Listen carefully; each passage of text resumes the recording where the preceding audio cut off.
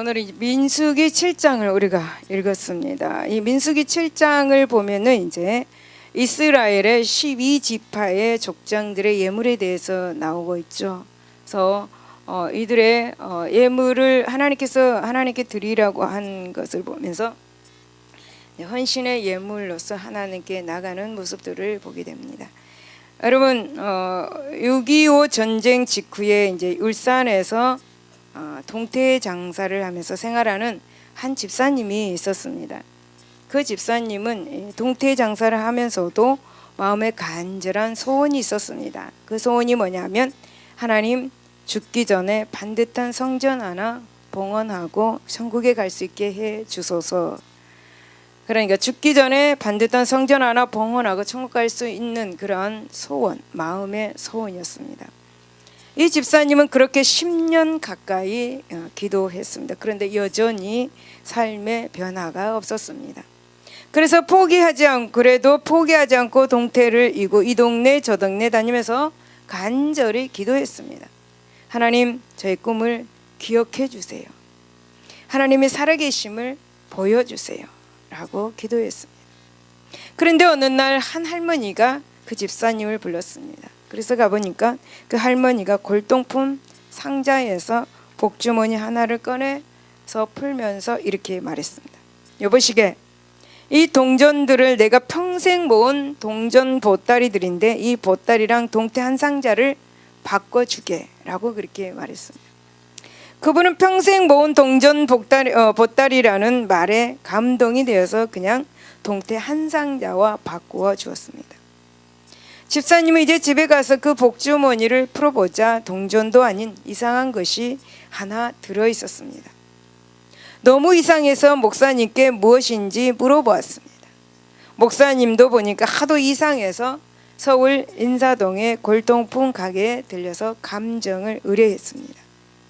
가게 주인이 눈을 개슴츠레 뜨고 값을 많이 쳐줄 테니 팔으쇼라고 그렇게 말을 합니다.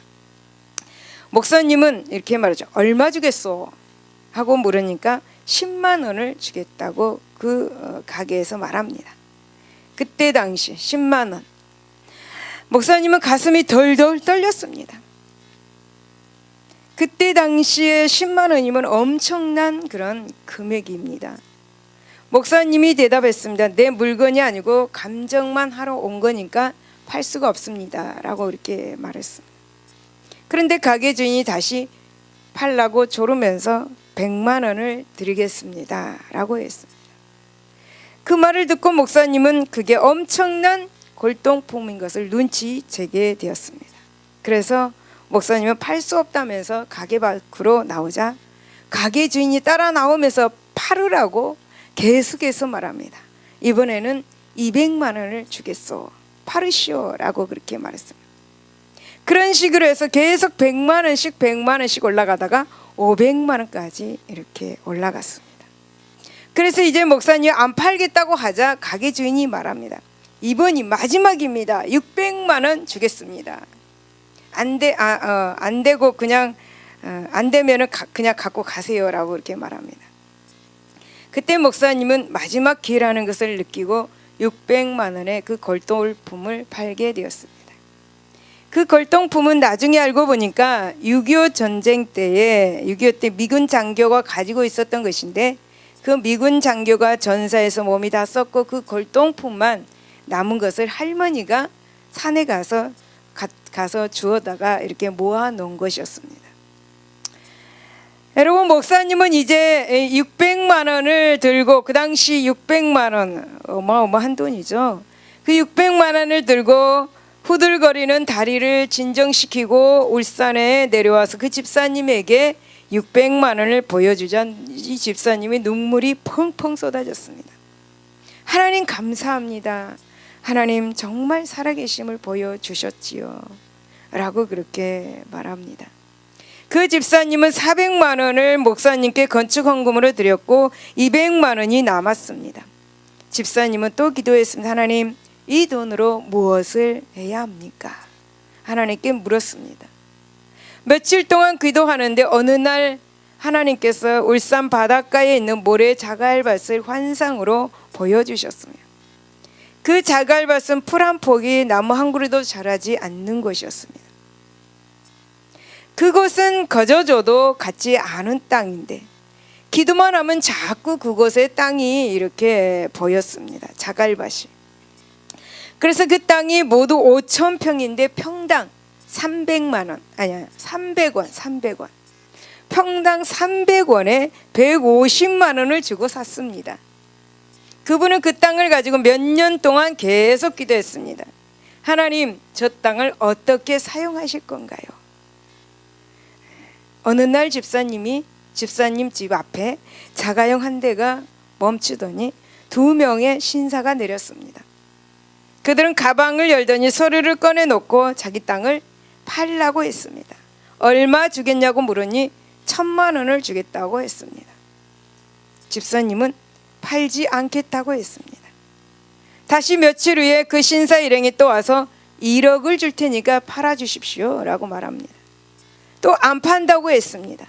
2억 원을 줄 테니까 팔아주십시오. 안 판다고 했습니다.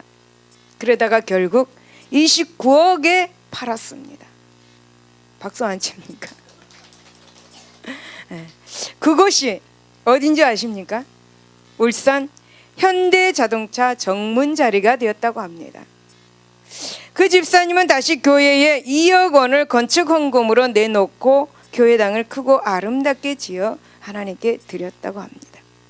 나머지 27억 원은 무엇을 할까요, 하나님? 기도하다가 다시 땅을 샀는데 몇 년 후에 그 땅에 아파트 단지가 들어서는 바람에 그 집사님은 수천억대의 거부가 되었다고 합니다. 결국 죽기 전에 성전 하나 지켜 해달라는 꿈을 통해 하나님께서는 멋지게 이루어 주셨고 그 꿈을 좋게 보시고 물질적인 그런 축복의 문도 활짝 열려 주셨다. 실제 있는 그런 말입니다. 여러분 시편 68편 29절에 예루살렘에 있는 주의 전을 위하여 왕들이 주께 예물을 드리리다 라고 그렇게 말씀합니다.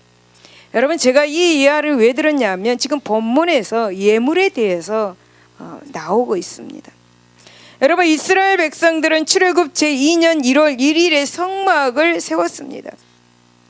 성막은 이스라엘 가운데 하나님의 지상 거처를 마련하는 그런 상징적인 그런 처소였습니다. 곧 이스라엘의 최고 지도 통치자로서 하나님의 집과 보좌를 마련한 그런 역사가 바로 성막 건축입니다. 따라서 성막 봉헌식은 하나님께서 이스라엘 왕으로 이렇게 공식 등급하는 그런 직위식과도 같다고 할 수가 있습니다. 여러분 참으로 이 성막 봉헌식은 이스라엘 백성들을 애굽의 압제에서 구원하신 그런 하나님께서 이스라엘 백성들의 왕으로 이스라엘 가운데 공식 임하시는 영광스럽고 뜻깊은 그런 날인 것이죠. 그러므로 이처럼 기쁘고 즐거운 영광스러운 날에 창조주와 구원자인 하나님을 왕으로 맞는 이 날에 이스라엘 백성된 이 하나님의 자녀들은 여러분 그냥 있을 수가 없었습니다. 그래서 정성스럽게 예물을 준비하여 왕을 맞이해야 했습니다. 여러분 집에 대통령이 온다면 여러분은 어떻게 하겠습니까? 지금 내일 당신의 집에 내가 방문하겠소 라고 오늘 전화 온다면 여러분은 어떻게 하겠습니까? 기쁜 마음으로 어쩔 줄 모르고 맛있는 음식을 준비하고 또 선물로 고가로 여러분 준비하겠죠. 여러분 마찬가지로 하나님께서 지금 우리 마음의 성전에 오시는데 기쁘지 않겠습니까? 너무나 기뻐서 이스라엘 백성들처럼 예물을 아마 드릴 것입니다. 여러분 본문은 이스라엘 지파 12지파의 족장들이 이스라엘 전체 백성들을 대표해 하루에 한 명씩 차례대로 하나님께 예물을 드리고 있는 엄숙하고도 장엄한 그런 장면입니다.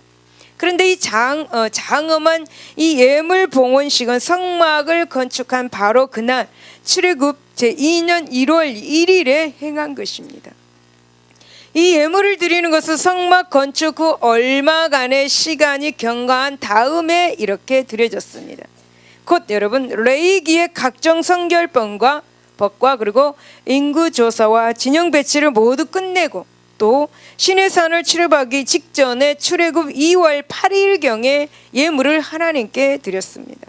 아무튼 전체적으로 보아서 성막 건축 출애굽 2년 1월 1일 이후로부터 이스라엘 백성들이 시내산을 출발하던 날 출애굽 2년 2월 20일에 50일 사이에 민수기 1장 1절에서 레위기 1장 1절에서 민수기 10장 10절까지의 각종 그 규례들을 비롯하여서 제사장 이임식 사건, 그리고 나답과 아비후의 죽음 사건, 그리고 인구조사 사건, 12족장들의 예물봉헌 사건, 그리고 유월절 준수 사건들의 일이 일어났습니다. 참으로 여러분 이스라엘 백성들이 하나님의 통치를 받는 그런 신정 국가로서 거듭 태어나는 바쁘고 의의 깊은, 기쁘고 의의 깊은 그런 나날들이었습니다. 그렇다면 여러분 오늘 이 시간에 이스라엘의 12지파의 그런 족장들이 이스라엘 왕 대신 하나님께 드린 예물의 목록과 그 의미를 한번 살펴보고자 합니다. 여러분 2절에서 9절을 보면은 여호와의 성막에 드린 봉헌 예물을 말합니다. 여러분 전체 이스라엘 백성들을 대표하여 이스라엘 12지파의 족장들은 하나님의 처소인 이 임재처소인 성막을 위한 그런 예물을 드렸습니다. 그 예물의 양은 모두 동일했습니다. 제가 다 우리가 읽었습니다. 예물의 양은 족장 2사람당 수레 하나씩과 족장 1사람당 소 1마리씩이었습니다. 따라서 여러분 예물의 총량은 수레 6개와 소 12마리였습니다. 소 2마리는 수레 하나를 끌었습니다. 하나님께서는 족장들이 드린 그 예물들을 다 받으셨습니다. 그리고 그것을 성막에서 일을 하는 레위인들에게 주도록 했죠. 여러분 모세는 하나님의 명령을 쫓아서 하나님의 성막에 바쳐진 이 족장들의 예물을 레위인들에게 주었습니다. 곧 레위인의 세 아들들의 직무를 따라서 게르손 자손들에게는 수레 2과 소 4마리를 주었고, 또 왜냐하면 이 게르손 자손들은 광야의 그 성막을 이동 시에 성막의 휘장과 그리고 덮개와 줄 등을 운반해야 했기 때문입니다. 그리고 그런 무라리 자손들에게는 수레 4과 소 8마리를 주었습니다. 이렇게 많이 준 이유는 바로 무라리 자손들은 광야에서 성막이 이동 시에 성막의 기둥들, 그리고 받침들, 그리고 무거운 물건들, 그리고 띠 이런 것들을 운반해야 되기 때문에 소 8마리를 주고 수레 4을 주었습니다. 여러분 고아세 자손들은요 주었겠습니까? 안 주었겠습니까? 아무것도 주지 않았습니다. 여러분 그 이유는 뭐냐면 고아세 자손들이 맡은 성소의 기물들은 모두 채가 있는 그런 것들이기 때문입니다. 그래서 직접 이 채가 있는 물건들은 다 어깨로 메어 운반해야 되기 때문입니다. 여러분 이처럼 하나님께서는 그 직임대로 모두 다 나누어 주었던 것입니다. 여러분 생각해 보십시오. 이스라엘 백성들이 하나님께 드린 예물들은 성막을 위해서 그처럼 요깃하게 쓰여졌던 것이죠. 수많은 수레 중에서 그 수많은 소 중에서 이처럼 여러분 하나님께 바쳐진 이 예물들은 그토록 귀하고 중요한 것이었습니다. 여러분 이스라엘 백성들은 하나님 나라의 건설과 확장에 있어서 정말 중요한 역할을 그렇게 감당하였습니다. 여러분 만물을 말씀 한마디로 창조하신 전능자 하나님께서 수레 6과 소 12이 없어서 여러분 그 예물들을 받으신 것이 아닙니다. 여러분 하나님께서는 당신의 나라를 건설하고 확장하는 데 있어서 성도의 땀과 헌신을 요구하시는 것입니다. 여러분 예물을 드린 족장들의 이름이 이렇게 일일이 열거된 것은 하나님은 그들을 자세히 한 사람 한 사람을 기억하시고 각 개인의 하나님이 되심을 가르쳐 주기 위함이었습니다. 그러므로 하나님은 아무리 적은 예물일지라도 그 예물 안에 성도의 헌신이 들어있는 예물이라면 하나님은 받으시는 것입니다. 그 예물을 기억하시는 것입니다.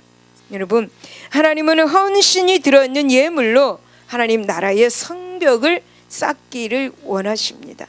하나님께서는 성도의 감사와 봉사와 헌신과 더불어 하나님의 당신의 사역을 이루어 나가시는 분이라는 사실을 본문에서도 우리는 알 수가 있지요. 여러분, 하나님께서는 모든 것이 있고 또 무엇이 부족한 자처럼 우리에게 여러분 얻어 쓰시는 분이 아닙니다. 그래서 너희에게 이것 내라 저것 내라 이것 바쳐라 저것 바쳐라 그러는 분이 아닙니다. 여러분, 하나님은 충만한 가운데 계시고 모든 것이 다 충만한 가운데 거하시고 그 충만함도 우리 모두도 거하기를 원하고 계신 분이십니다. 그런즉 성도는 이런 하나님의 나라의 그 원리를 깨닫고 오늘 이 시간 감사와 헌신이 담긴 각자의 예물을 가지고 성막으로 나가시기를 바랍니다. 할렐루야. 여러분, 10절에서 83절을 보면은 여호와의 번제단에 드릴 예물을 말하고 있습니다. 여러분, 전체 이 이스라엘 백성들을 대표해서 12지파의 족장들은 여호와의 번제단에도 봉헌 예물을 드렸습니다. 이 봉헌 예물은 각 지파를 대표하는 족장 한 사람당 130세겔 무게가 나가는 음반 하나, 그리고 70세겔의 무게가 나가는 음발이 하나고 10세겔의 무게가 나가는 금숟가락 하나입니다. 그리고 소제물로 고운 가루와 향, 그리고 번제물로 수송아지 하나와 수양 하나와 어린 순양 하나, 그리고 속죄제물로 순염소 하나, 그리고 화목제물로 소 둘과 순양 5과 순염소 5과 어린 순양 5이었습니다. 따라서 여러분, 이 12지파의 족장들이 번제단에 드린 이 예물, 봉헌 예물의 총량은 음반 12개, 그리고 음발이 12개, 금숟가락 12개입니다. 그리고 번제물로 수송아지 12마리, 순양 12마리, 1년 된 어린 순양 12마리였습니다. 속죄제물로 수송아리 12마리, 화목제물로 수소 24마리, 순양 60마리, 1년 된 어린 순양 60마리와 각종 소제물이었습니다. 여러분, 그런데 성경 본문은 이스라엘 12지파의 족장들이 하루 한 사람씩 12일에 걸쳐서 드린 이 단의 봉헌 예물을 일일이 기록하고 있습니다. 너무 아까 힘들었습니다. 제가 읽을 때에 어떻게 보면 정말 힘들고 지루할 정도로 똑같은 내용의 반복이었습니다.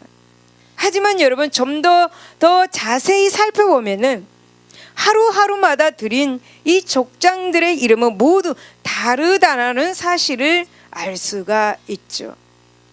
여러분, 이것은 무엇을 의미하고 있을까요?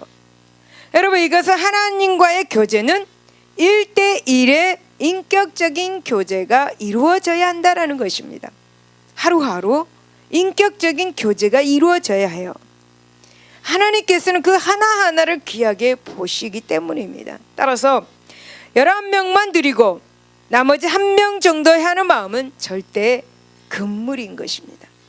하나님께서는 바로 그 빠진 한 명의 것을 찾으시기 때문이죠. 여러분, 마태복음 18장 12절에서 14절을 보면 너희 생각에는 어떠하냐?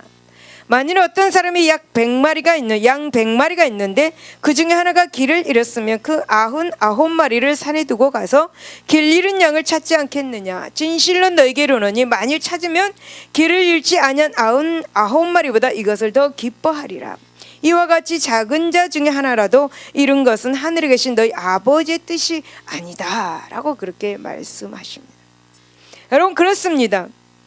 오늘 우리 성도들도 하나님의 나라의 그 건설과 그리고 확장 사업에 있어서 나 하나쯤이야 하는 생각은 버려야 한다라는 것입니다. 하나님의 일에는 나 하나 빠져도 괜찮겠지라는 생각은 버려라 라는 그런 말씀을 우리에게 해주고 계시는 것이죠. 여러분, 하나님께서는 하나하나의 헌신 예물을 일일이 보시고 찾으십니다. 여러분, 하나님은 아주 작은 예물이라도 헌신의 마음이 있다면 하나라도 하찮게 여기지 않으십니다. 단돈 100원이라도 헌신의 마음이 있다면 일일이 기쁘게 받으십니다. 여러분, 이 시간 바로 나의 헌신의 예물을 하나님께서 기다리고 계신다는 사실을 기억하시기 바랍니다. 할렐루야. 여러분, 하나님께서는 족장들에게 하루하루 한 사람씩 단의 봉헌 예물을 드리기를 명령하셨습니다. 이처럼 하나님은 우리와 매일매일 교제를 원하고 계시죠. 그리고 그것을 통해서 우리가 당신을 알고 경배하고 찬양하기를 원하고 계십니다. 여러분, 그렇다면 지금 여러분은 하나님 앞에 어떤 헌신의 예물을 드리고 있습니까? 기도의 예물을 드리고 있습니까? 찬양의 예물을 드리고 있습니까? 봉사의 예물을 드리고 있습니까? 전도의 예물을 드리고 있습니까? 물질의 예물을 드리고 있습니까? 하나님 말씀 묵상의 예물을 드리고 있습니까? 여러분, 깊이 생각해 보시기를 바랍니다. 할렐루야. 결론입니다. 여러분, 이제 우리의 왕은 더 이상 마귀가 아닙니다. 마귀 사탄이 아닙니다. 죄와 사망의 쇠사슬로 오랫동안 그렇게 우리들을 위해 왕노릇 해왔던 사단은 십자가로 말미암아 철저히 폐허지고 도망쳐버리고 말았습니다. 곧 하나님께서 예수 그리스도로 말미암아 우리들을 그 사단의 손에서 구원하셨던 것이죠. 따라서 이제부터 우리는 우리의 주인요 왕은 하나님이심을 믿고 기억하시기를 바랍니다. 따라서 여러분, 우리는 하나님을 나의 왕으로 모시고 나가야 될 줄로 믿습니다. 하나님 나라의 백성으로서 그 나라의 건설과 그리고 확장을 위해서 일해야 될 줄로 믿습니다. 여러분, 무엇으로서 하나님 앞에 나가시려고 합니까? 여러분, 나의 가진 것 최선의 예물로서 여러분 해야 될 줄로 믿습니다. 그 헌신의 예물은 단순히 물질만을 의미하지는 않습니다. 자신을 가진 달란트가 예물이죠. 봉사, 재능, 시간, 지식, 건강, 물질 등등, 또 전도, 여러 가지 하나님 안에서의 그 헌신의 예물이 될 수가 있습니다. 다만 그 속에는 예수 그리스도를 참 왕으로 모시는 정성과 그리고 감사와 헌신과 충성과 봉사의 마음이 배어 있어야 한다라는 것입니다. 여러분, 정녕 하나님께서 원하시는 것은 단지 예물 그 자체가 아닙니다. 왜냐하면 예물 속에 들어있는 정성과 감사와 헌신과 충성과 봉사가 심령의 향이기 때문입니다. 사랑하는 여러분, 고린도후서 9장 7절 8절을 보면 각각 그 마음에 정한 대로 할 것이요 인색하거나 억지로 하지 말지니 하나님은 즐겨내는 자를 사랑하시느니라. 하나님이 능히 모든 은혜를 너에게 넘치게 하시느니 이는 너희로 모든 일에 항상 모든 것이 넉넉하여 모든 착한 일을 넘치게 하려 하심이라 라고 이렇게 말씀합니다.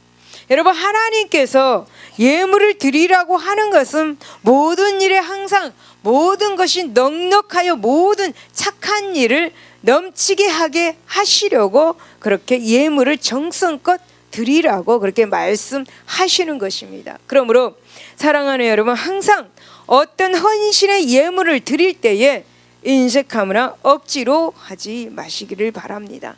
여러분, 이 사실을 믿고 알고 나의 헌신의 예물을 하나님께 날마다 정성껏 드리시기를 예수 이름으로 축원을 드립니다. 기도하겠습니다. 하나님 아버지, 감사합니다. 오늘 하나님께서는 예물에 대해서 말씀하셨습니다. 정성껏 헌신의 예물을 드리기를 원하시는 주님, 우리 모두 다 하나님 앞에 헌신의 그런 예물을 드릴 수 있는 모두가 되게 하여 주시옵소서. 하나님 감사하며 예수 이름으로 기도드리옵나이다. 아멘. 할렐루야. 할렐루야. 여러분, 헌신의 예물을 하나님 앞에 드리시기를 예수 이름으로 축원을 드립니다. 할렐루야. 우리 찬양하고 기도하겠습니다. 당신은 지금 어디로 가고 있나요? 우리 찬양하고 기도하겠습니다.